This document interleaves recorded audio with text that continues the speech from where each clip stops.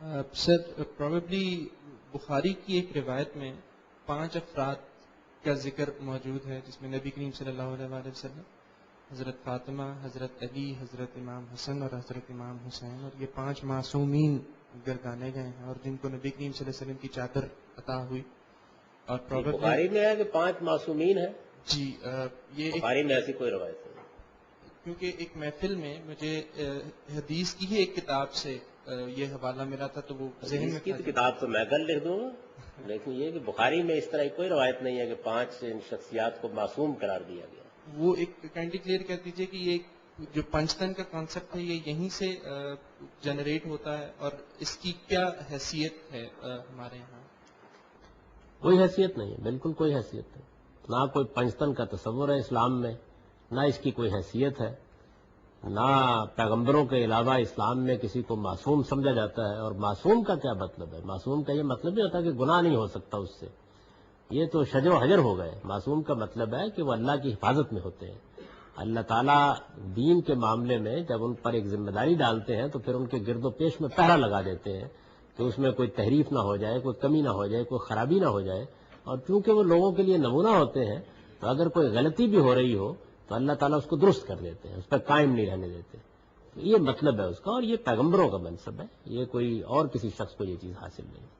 بخاری میں بھی ایسی کوئی بات بیان نہیں ہوئی کہ یہ 5 کوئی پنچتن ہے اور ان پنچتن کو اللہ تعالیٰ نے معصوم بنایا ہے. یہ معلوم نہیں کہاں کوئی روایت کسی نے بیان کر دی ہوگی، اور حدیث کی کتاب تو کسی کو بھی قرار دیا جا سکتا ہے. بخاری میں اس طرح کی کوئی بات نہیں.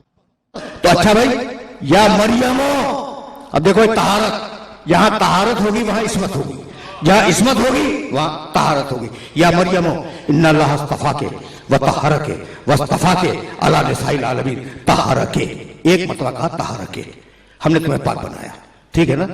اور اب اس خاندان کا تذکرہ کروں مولانا، انما یرید اللہ لیذھب عنکم الرجس اہل البیت ویطہرکم تطہیرا. 2 مرتبہ طہارت کا تذکرہ ہے.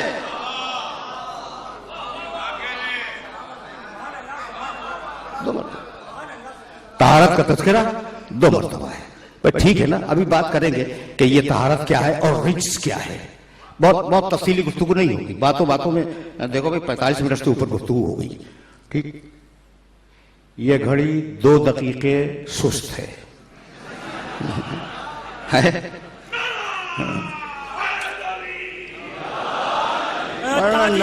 ظہور امام زمانہ مرتب صلوات.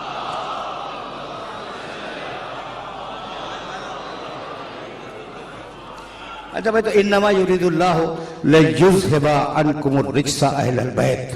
اے آل محمد، اللہ اعلان کرتا ہے کہ تم کو رجس سے دور رکھے گا. یہی ہے، تم کو رجس سے دور رکھے گا. خدا کی قسم ترجمہ غلط ہے. اے آل محمد، اللہ اعلان کرتا ہے کہ تم کو رجس سے دور رکھے گا، رجس کو تم سے دور رکھے گا. بھئی یہ کچھ فرق سمجھ میں آیا؟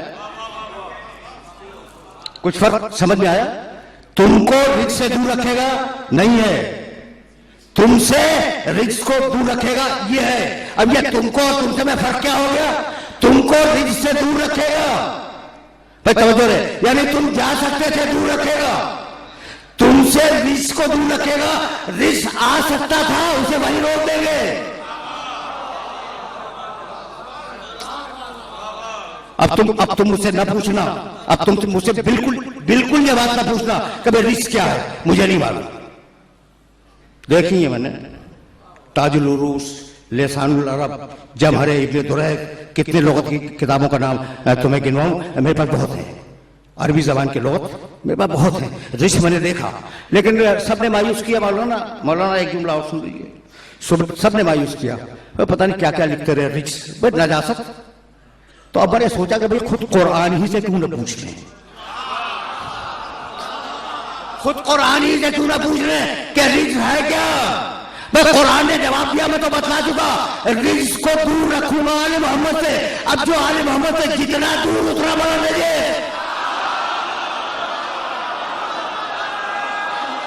गई और नजासत समझ में आ गई। अच्छा भाई, तो अब आखिर कलाम में बहुत ज्यादा जहमत नहीं देना चाह रहा हूं, आखिर कलाम में एक जुमला सुनते जाओ। भाई तहारत मालूम करने के तरीके क्या हैं? मैं आपके घर गया, अच्छा मैं अपना हाथ धोना चाह रहा हूं, आपके लॉन में नल का लगा हुआ है, ठीक है ना? अच्छा मैंने पूछा साहब ये नल का पाक है नजिस है, मैं हाथ लगाना चाहता हूं। आपने कहा कि नहीं पाक है, ठीक। तो तहारत को मालूम करने का एक तरीका मालिक कहते हैं।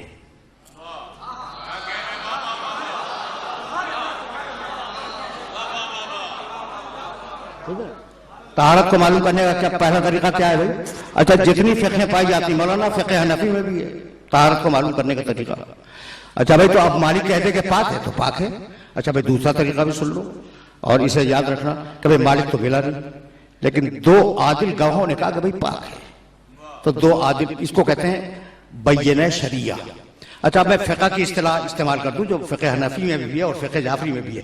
साहिब यद का कौल है, यानी मालिक का कौल है, मालिक कहते पाक है, पाक मान लो। दूसरा तरीका बैयने शरिया, दो आदिल गवाह कहें कि ये पाक है, पाक मान लो। अच्छा अब तीसरा तरीका बताऊं, इल्म विजदानी, तुमने खुद तहारत को देख लिया। अब तहारत को कैसे देखा जाता है? भाई गिलास रखा हुआ था, मुझे नहीं मालूम पाक है या नजिस है, और सामने नलका था, ठीक। अब एक शख्स उठा, उसने गिलास को उठाया और उठाने के बाद मेरी आंखों के सामने नलके पे धो दिया, तो तहारत तो खुद सामने आ गई ना। तो तीन ही तरीके हैं तहारत को मालूम करने के। भाई तवज्जो रखना, साहिब यद का कौल, मालिक कहते कि पाक है तो पाक है। बैयना शरिया, दो आदिल गवाह कहें कि पाक है तो पाक है। और तहारत को अपनी आंखों से इंसान देख ले तो चीज पाक है। भाई मालिक ने कहा इन्नमा युरीदुल्लाह,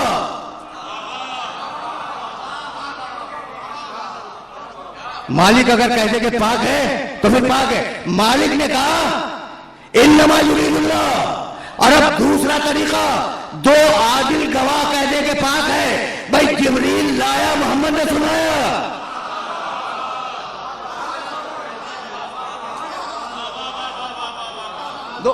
दो उसूल साबित हो गए। मालिक ने कहा इन्नमा युरीदुल्लाह, मालिक का कौल सामने आ गया। सैयदुल मलाइका लाया, सैयदुल अंबिया ने सुनाया। और अब तीसरा तरीका मैंने क्या बताया? अपनी आंखों से तहारत को देख लो। भाई इसीलिए तो पाक घर में पैदा करवाया था।